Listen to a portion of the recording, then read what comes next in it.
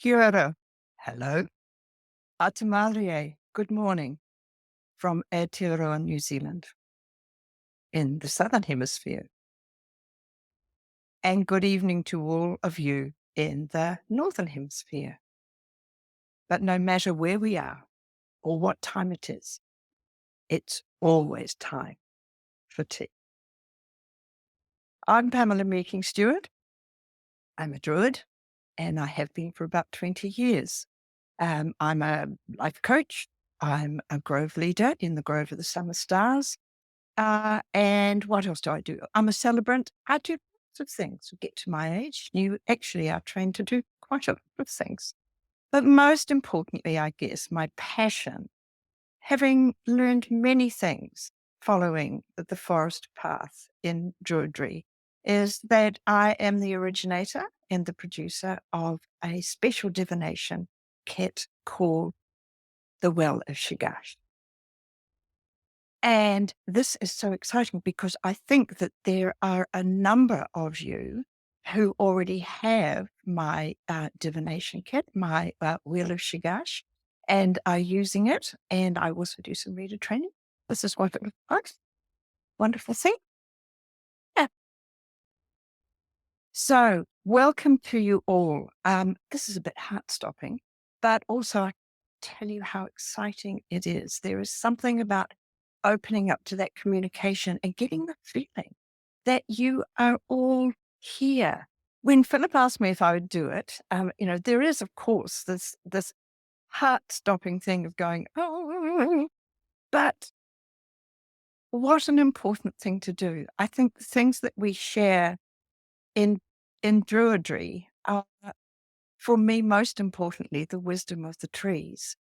And that's why I wanted to talk to you about living truthfully, um, which maybe sounds a bit strange, but I've run lots and lots of change management workshops, career management workshops for elements, but also in Druidry, working with the seasons. After all, we do 8 seasonal festivals. And so what is there to learn from that?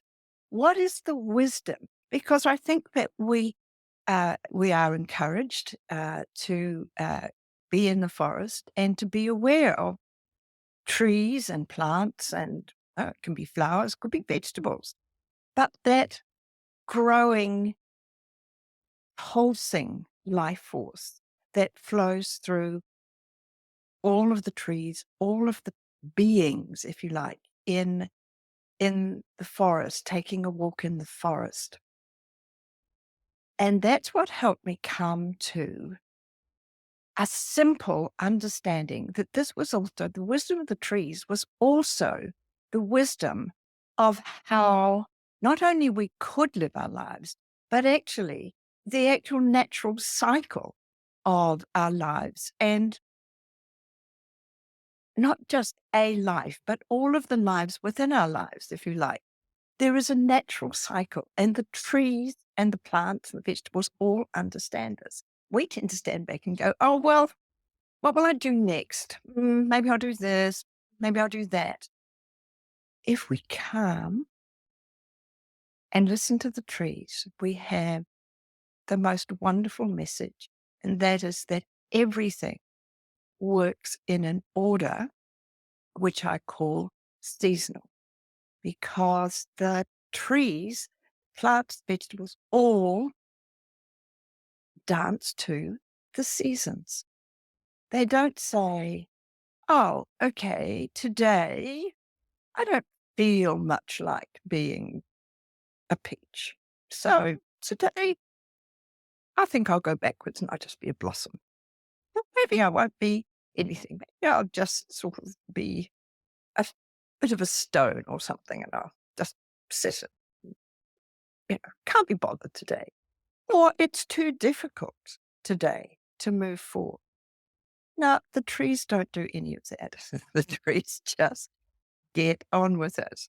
And they do respond to different processes at different times of the year. and the seasons. So what I wanted to talk about in terms of living truthfully and what the Well of Shush is based on, what all of my change management and career management, life coaching is now based on, is this simplest of understanding. So where do we start? Well, I remember some weeks ago, Philip said that he, the most important thing for, about was planning and spontaneity. Do we have too much of this? Do we have too much of that? Do we need either or both? And I thought that is such a good thing, because here in the cauldron, here is the cycle of the seasons, right? So the cauldron is this idea of the cycle of the seasons. And within the cauldron is the brew. So let's talk about this one first. So where do we start? It's all very well, because cycles go round and round and round and round and round. And where is the beginning? Well, if we ask the tree or the runner bean or the tomato or the rose bush, they go, well, there's always, in every cycle of the seasons, there is a time of endings and beginnings, which I call decay and genesis. So it's the start. And where do we start? We start in winter, the time of decay and genesis, right? It's about being the seed. And in our language, we talk about the seed. We talk about the seed of an idea. So this is a cycle. It doesn't just about our lives, but also about relationships in the same cycle, our job, an idea, a project, something that we're wanting to bring to manifestation, if you like, to bring to harvest. So let's just take that journey for a little while and see what the brew is. So if we start with decay and genesis, then we are the seed of an idea, the seed of a project, the seed of a relationship. It's winter. Now does it feel like God to start in winter? I know we think spring is the time, but winter is the time of potential and possibility, the time of initiation. So there we are, the seed beneath the soil. The seed is warm. The soil is warm. We are nurtured. We're dreaming our dreams. We don't have to do anything. You know that wonderful time of winter when we can sit in front of the fire and we can think, if you like, get out the seed catalogue and think about what we're going to plant. But at this point in winter, we are in potential and possibility. The seed is in potential and possibility. Not thinking about what it's going to do or how it's going to do it or what people are going to say about it. It's dreaming its dreams. It is there in its potential and possibility. It's not just doing nothing. And then what happens? Still and deep beneath the earth, still in the time of winter, there is a spark of initiation, a spark of calling to moving somewhere for the journey to start. Potential and possibility. And the little seed often sitting with it becomes aware that there are others like it. Others. And there's marvelous books, isn't there, about, the secret life of trees and whatever, and that seeds and roots and whatever beneath the soil do communicate with each other. And I think that happens to us, that we have the seed of an idea, and working in that potential and possibility, we understand that actually there might be others we could talk to. There might be people who can help us to move the project forward. So what happens? We move into spring. And spring is the time of emergence. So here's the seed up above the soil and go. It's these two little green cotyledons above the soil. Spring, warm spring rain comes down, and the little plants. Ooh, exciting. Now this little plant is tender. So this is spring is in the time of emergence, of emerging, but it's also the time of nurture and of heart, if you like. The little plant needs to be taken care of. It needs to be watered. It needs to be in fertile soil, into good soil that will feed it. And it grows. It feels the warmth. It feels the nurture of the rain. It feels the nurture of the soil. It feels the nurture often of the gardener. And it grows. And it grows and it grows and it grows and it grows until it comes to another call. Because even in our seasonal cycles in Druidry, we talk about that the ceremony before always has the call of the next ceremony seasonally. And so the next call is, in fact, to come to summer. So we have grown and grown and grown, and we've put out blossom, right? Possibly, and put out new little tender green leaves, and we come to summer. And we're called to maturation. I know. We go, oh, no, not that one. Yes, of course, because we are all moving with it, whether it's with our lives, with our relationships, with our project, towards best possible harvest, best possible manifestation. And so there we are in summer. Strong summer, strong sun, nowhere to hide. It is time to shed everything that is not necessary for best possible harvest. This is the time of maturation. It's also the time of, say, discipline or a little order. Like if we've been a tomato or a runner bean or whatever, then in the time of spring, we have grown and grown. We have spread ourselves all over the place. We have had a great time if we've been well nurtured. Coming into summer, what do we need to do for best possible harvest? We need to discipline. We need to get some discipline. Tomato, we need to pinch out the laterals. We need to erect the bean pole. We need order and discipline in order to mature our idea or our relationship, right? Or our life, right? Maturity.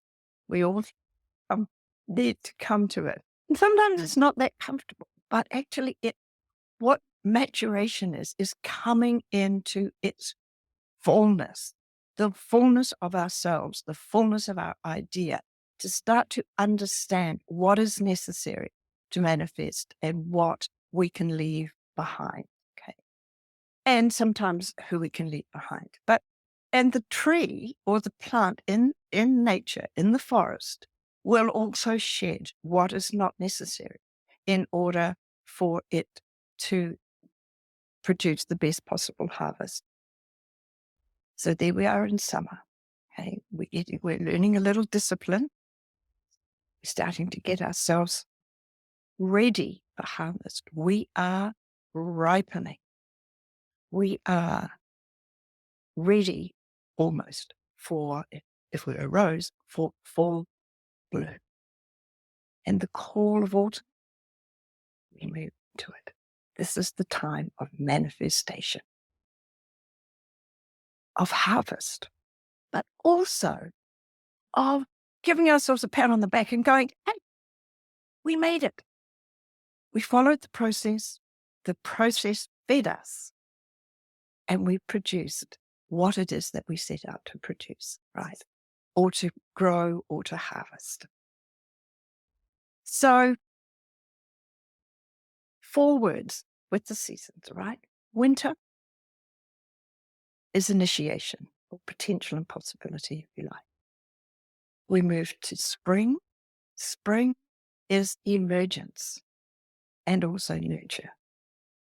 We move to summer, maturation, and maybe a little discipline, a little order. And we move to autumn, and autumn is manifestation, and autumn is harvest. How am I going to time it? Right. So I could go on and on, as you can see, about this, but hopefully on your walk down the forest path, you can be open to those things, and to hopefully that's helpful. Now, one of the things that I did want to do, and have I managed? Yes, is to take us into a little meditation. Okay, and I've written it down. It's one I've used before, and it's taking us into full bloom. And so I want you to imagine, and you can do this if you with eyes open or eyes closed. But the thing is just to be comfortable. And I'm going to take you on the journey of the wild rose, because I think as forest walkers, we are wild roses, right? We don't like a lot of discipline. We don't like a lot of being hemmed in. We probably aren't standard roses, but I think we can be beautiful wild roses. So just might like to take time to settle yourself in a comfortable position. You can close your eyes if you like, or not. If you don't close your eyes, you might like to just defocus. It's a lovely way of just helping the visioning. Okay, so just feel the full support of your chair, or if you're sitting on the floor, just be aware of what's beneath you and become aware of your breath. And just feel the center of your being. You're walking in a magical garden. This is a garden within the forest, but it's magical because there may be plants that you don't recognize. There are trees, there are plants, there are bushes. Just take your time to enjoy the colors and fragrance, and stability, and strength of all of those things that you find in your magical forest.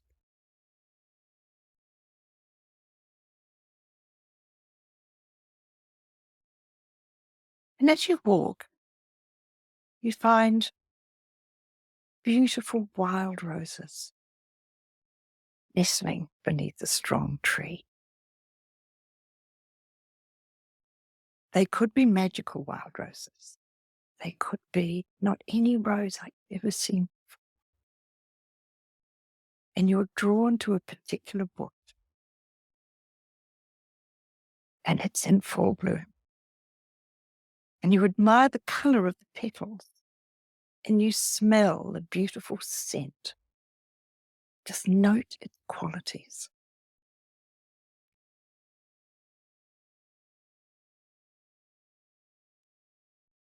And you notice the rosebuds on the bush. And you realize you are actually one of those beautiful buds,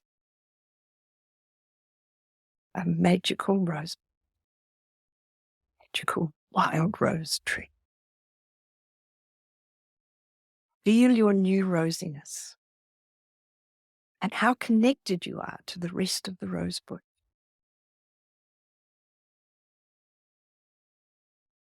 Feel your roots reaching down to the earth. Become aware of the rhythms and flow of nutrient-containing sap. Feet.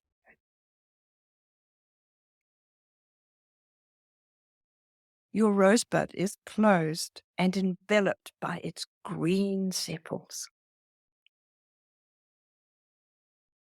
Now imagine that the sepals start to open. They start to turn back and reveal the petals inside.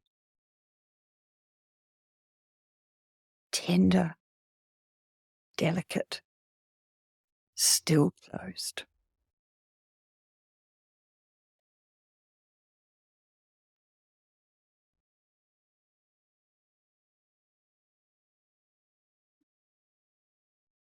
And now the petals themselves, your petals, slowly begin to open.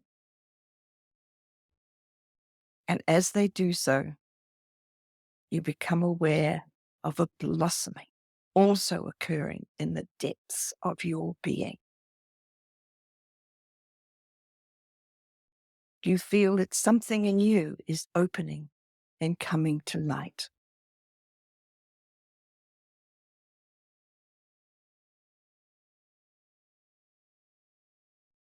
Notice how each stage of the opening feels.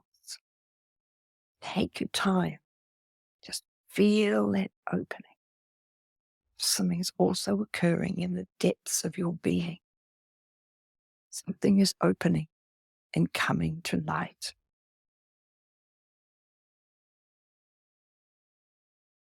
More opening and opening. Just feel that as the petals unfurl. And you feel the warm sun. You are now a full blooming rose.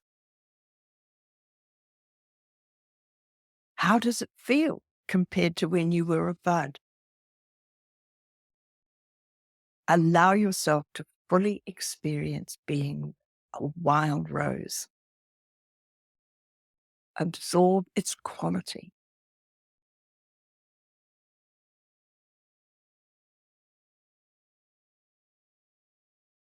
What is its message or its gift for you on this day?